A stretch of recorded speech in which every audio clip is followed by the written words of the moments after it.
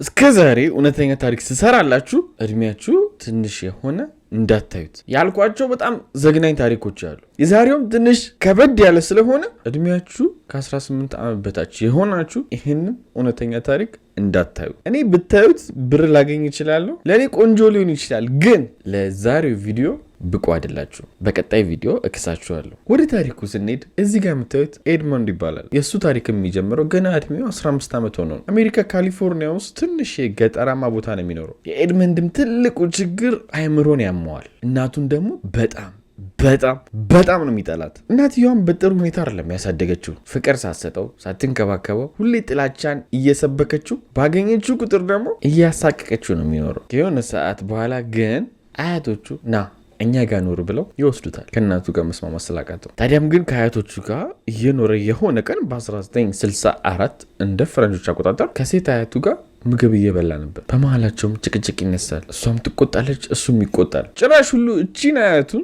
እንደ እናቱ ያያታል፣ እንደሚጠላት እናቱ። እናም ይህ ታሪክ ሲጀምር አሜሪካ ነው ብያቸዋለሁ ታሪኩ። ስለዚህ አሜሪካ ውስጥ መሳሪያ ሰው ቤት ማግኘት ቀላል ነው፣ ህጋዊ ስለሆነ መሸጥ። እናም እዛ ቤት ውስጥ መሳሪያ አለ። ይህንን መሳሪያ ብድግ አደረገ፣ አያቱ ላይ ደቁኖ ተኮሰባት። በዚህ ግን አላቆመም። ቢላ ያመጣና ከኩሽና አያትየው ኦልሬዲ ሞታለች፣ ግን በቃ ሞቷን የበለጠ ለማረጋገጥ በቢላው ይወጋታል። በዚህ ሰዓት ታዲያ ወንድ አያቱ ከስራ እየተመለሰ ነው። ኤድሞንድ ይህንን ሲያይ ወይኔ ምንድነው ማድረገው? ሬሳው ልደብቅ እንዴት ላድርግ ምናምን እያለ የሴት አያቱን ሬሳ መጨነቅ ጀመረ። ከዛም አንድ ሀሳብ ብልጭ ይልለታል። ለምን ወንዱ አያቴ ነው አልገለውም ብሎ በያዘው መሳሪያ ድርግም ተኩሶ ይገለዋል። ይሄ ገና የኤድሞንድ ጅማሪ ነው። ከዚህ በላይ ዘግናኝ ነገሮች እንደሚያደርገው ይሄ ተራው ነገር ነው። የሚገርመው ይህን ነገር አድርጎ የሚጠላት እናቱ ጋር ነው የደወለው። ቀጥታም ነገራት፣ አያቶችን ገደልኳቸው ብሎ። እናትየዋም በቃ ፖሊስ ጥራ ትለዋለች። እሱም እሺ ብሎ ፖሊስ ይጠራል። ፖሊስም መጥቶ ቀጨም ያደርገዋል። ፍርድ ቤቱ ወዲያው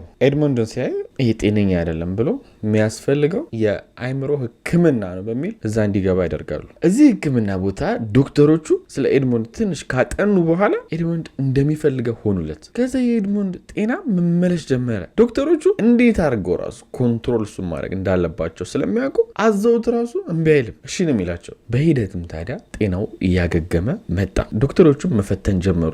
እሱም የኝን ፈተናዎች ማለፍ ጀመረ። ለማህበረሰቡ ምንም አይነት ጉዳት ማያመጣ ሰው እንደሆነ አሰቡ። ለማረጋገጥ ግን ቶሎ አለቀቁትም። እዚህ የአእምሮ ህክምና ሆስፒታል 6 ዓመት ቆይቷል። እድሜውም አሁን 21 ነው። ዶክተሮቹም በዚህ ሰዓት መስክረውለት እሱ ጤነኛ ነው፣ ማንንም አይጎዳም ብለው ከሆስፒታሉ ይለቀቃል። ግን ይህም ብቻ አይደለም ያደረጉለት። የበፊት ሪካርዱን ሁሉ አያቶቹን የገደለበትን ሁሉ ሰረዙለት። አንድ ወንጀል ቢያጠፋ እሱ እንደ አዲስ ነው የሚጠየቀው ማለት ነው። ቀጥታ የሄደውም እንደተለቀቀ ወደ እናቱ ጋር ነው። መሄጃ የለውም። ግን አሁንም ማወቅ ያለባችሁ እናቱን ይጠላታል። በዛ ላይ እናትየዋም አልተቀየረችም። አሁንም እሱን በፊት ትሪት በምታረግበት መንገድ ነው ትሪት የምታረገው። በጣም ሄትፉል ነች፣ በጣም ተጨቃጫቂ ነች። ምንም አይነት ፍቅር አሰጠውም። በዛ ላይ ደግሞ የሆን ነገር ሲሞክር አንተ መቼም አይሳካልህም፣ ወድቀ ነው የምትቀረው ነው የምትለው ሁሌ። ኤድሞንድ ግን በዚህ በኩል ስራ ያፈላልጋል፣ የቻለውን ይጠራል፣ ግን እንዳሰበው ሊሳካለት አልቻለም። ኢቨን ሁሉ ሲመረው ውትድርና ለመመልመል ይሄዳል። ግን ቁመት አጭር ነው አይደለም፣ በጣም ረዥም ነህ ተብሎ ተመልሷል። ቁመቱ በነገራችን ላይ 2 ሜትር ከ10 ነው። ክብደቱም በነገራችን ላይ እንደዛው ነው፣ 136 ኪሎ አካባቢ ነው እና በጣም ግዙፍ ነው። በዚህ በኩል ግን ተሳክቶለት ከእናቱ ጋር ይወጣል፣ ብቻውን ለመኖር ስራም ያገኛል። ችግሩ ግን ከስራ ሲመለስ መኪና ይገጨዋል እና በጣም ይጎዳል። በዚህም የተነሳ ስራ መስራት አችልም ይባላል። በ1972ም እንደ ፈረንጆች አቆጣጠር በቃኝ ብሎ ይማረራል። ሰውም ለመግደል ይነሳል። መኪና እየነዳ 2 ሰዎችን ጋራ ምናምን የሚወጡ ይጭናቸዋል። ሁለቱም ሴት ናቸው። ውሰደን ያሉት ቦታ አልፎ ግን ሌላ ቦታ ይወስዳቸዋል፣ ዝም ያለ ጫካ ውስጥ። አንደኛዋን ከኋላ ኮፈን ውስጥ ያስገባታል አስሮ፣ አንደኛዋን ደግሞ ወደ ውስጥ ወስዶ በጩቤ ያረጋታል። ሲመለስ ደግሞ መኪና ኮፈን ውስጥ ያስቀመጣትን እሷንም ኮፈኑን ከፍቶ በጩቤው እሷንም ያረጋታል። ሁለቱም ሴቶች ታዲያ ይሞታሉ። ሬሳውንም ታዲያ ወደ ቤቱ ይዞ ይመጣል፣ ወደ ተከራየበት። ከዛም ዘግናኝ ነገር ያደርጋል። ከሬሳው ጋር ጾታዊ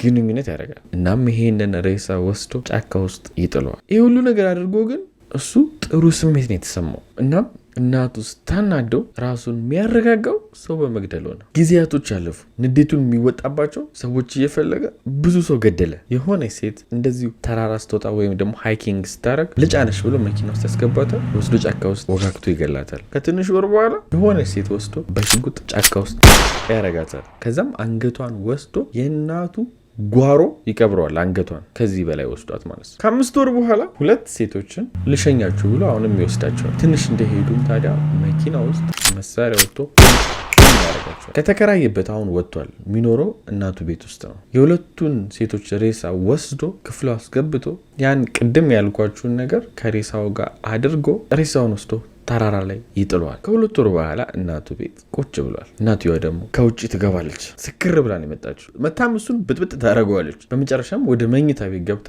መጽሐፍ ማንበብ ትጀምራለች። ኤድመንድም መኝታ ቤቷ መጥቶ ደናደር ይላታል። እሷ በዚህ ሰዓት እንደሚተኛ ሰው ደናደር አትበልኝ፣ የራስ ጉዳይ አለችው። በዚህ ሰዓት ኤድመንድ እንዲህ የምበጠበጠው ይህ ሁሉ ነገር መሆኑ ዋና መሰረቷ እሷ ነች። እየወጣውም ብዙ ሰው የምገለው እሷ የምታናደኝ ለማረጋጋት ነው። ለዚህ ሁሉ ተጠያቂ እሷ ነች ያለ። ስለዚህ እሷን መሸኘት አለብኝ ብሎ አሰበ። ይህን ሁሉ ነገር ሲያስብ ግን እናትየዋ ተኝታለች። ኩሽና ገብቶ እሱ መዶሻ አገኘ። ወደ መኝታ ቤቷ ገብቶ በተኛችበት በመዶሻው አናቷን ይመታታል። ሳትነሳም ደጋግሞ ጸጥ ያደርጋታል። አንገቷንም ይቆርጠዋል። ከዛ ወስዶ አንገቷን መደርደሪያ ላይ ቁጭ ያደርገዋል። ከዛም ብሶቱን ያወራላታል። እያንዳንዱን ነገር እየጮኸ ምን እያለ ይናገራል። አሁን እሷ በህይወት ስለሌለች ምንም መልስ አመልስለትም። እሱም ደግሞ እንደሚፈልገው ተናግሯል። መጨረሻ ላይ ሁሉ እዚህ ቆርጦ ያስቀመጠው አንገት ወይም ጭንቅላት ላይ ዳርት መጫወት ይጀምራል። ዳርት ማለት እየወረወራችሁ የምትሰኩት ጨዋታ ነው። እሷ ፊት ላይ እየወረወረ ዳርት ይጫወታል ማለት ነው። ነገሩ ግን በዚህ ያለቀው የእናቱ ጓደኛለች በጣም ቢጠላት። እሷን ደውሎ ነይ እራት አለ ይላታል። እሷም ላጥላት እያለች መጣች ሰላም ነው ብላ። ግን እሷንም እንቃርጎ ድፍት ያደርጋታል። ዋንዴና ለመጨረሻ ጊዜም እናቱን ወደ ገደለበት ይሄድና ጭንቅላቷን ያስቀመጠበት ቦታ መናገር የሚፈልገውን ተናግሯት ጓደኛዋ የመጣችበትን መኪና ይዞ ይሄዳል። ከዛ ቤት የነዳውን መኪናውን ለረጅም ሰዓታት ከካሊፎርኒያ እስከ ኮሎራዶ ድረስ ለረጅም ሰዓት እየነዳ ነው። ግን በመሀል ጭንቅላቱ ውስጥ ሰዎችን የመግደል ፍላጎቱ ጠፍቷል። ጭራሽ ሁሉ መኪናውን እየነዳ ጸጸተኝነት ስሜት ይሰማው ጀመር። አቆሞ መኪናውን ምን ሆኜ ነው የሁሉ ሰው የገደልኩት? ምን አይነት መጥፎ ሰው ነኝ ብሎ ፖሊሶች ጋር ይደውላል። ራሱ ለፖሊሶቹም እያንዳንዱን ያደረገውን ነገር ይናዘዛል። ፖሊስም መጥቶ ገጀን ያደርገዋል። የኤድሞንድም ትክክለኛ ፎቶ ይሄ ነው። ይሄ አሁን ድረስ በህይወት አለና ኤድሞንድ በቅርብ የተነሳው ፎቶ ነው። ይህን ታሪክ የሰራው ግን በ19 ቤቶች ውስጥ ነው። ፍርድ ቤት ቀርቦ ኤድሞንድ እድሜ ልክ ተፈረደበት። ወዳችኋለሁ። የዛሬ ታሪካችን ይህን ይመስላል።